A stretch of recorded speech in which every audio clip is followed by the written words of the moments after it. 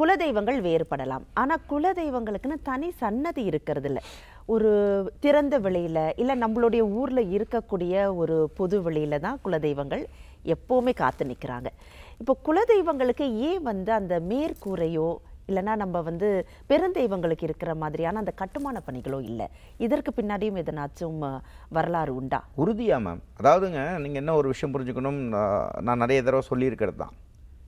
சிலையை விட சக்தியானது தட் இஸ் ஆயுதங்கள். ஆயுதங்களை விட சக்தியானது பதுமைகள். ஸோ இந்த மாதிரி விஷயங்கள்ல இருக்கும் பொழுது இதுக்காக சிலை ரூபத்தில் இருக்கும் தெய்வத்துக்கு உயிர் இருக்கா அந்த சப்ஜெக்டுக்கெலாம் நான் வரல.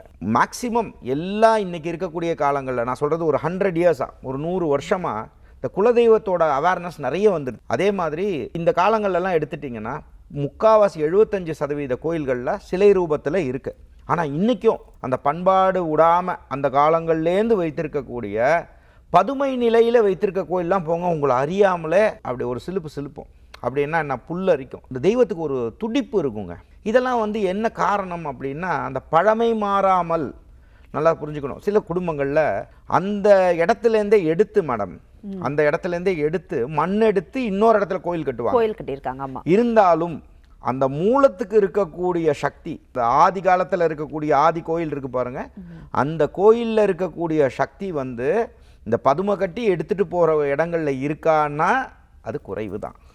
ஏன்னா மூலம் அப்படிங்கிறது அடிச்சிக்கவே முடியாது. அதனால என்ன பண்ணுறாங்கன்னா, அந்த கல் தோன்றி மண் தோன்றா காலத்தே முன் தோன்றிய மூத்த குடியாம் நம் தமிழ் குடி அப்படிங்கும் போது நம்மலாம் எல்லாருக்கும் பாடம் எடுத்தவங்க.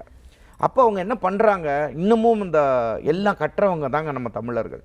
அப்போ அவங்க என்ன பண்ணுறாங்க, அந்த பழமை மாறாமல் இருக்கணும் என்ற ஒரு நோக்கத்தில் தான் இன்றைக்கும் சில இடங்களில் வந்து எத்தனையோ கோடீஸ்வரங்க இருப்பாங்க அந்த குளத்தில். ஆமாம். இருந்தாலும் அந்த பழமை மாறக்கூடாது, அது நம்ம சுவாமி அந்த உயிரோட்டமாக இருக்கணும் அப்படிங்கிறதுக்காக தான் சில கோயில்கள் அப்படியே வச்சுருக்காங்க.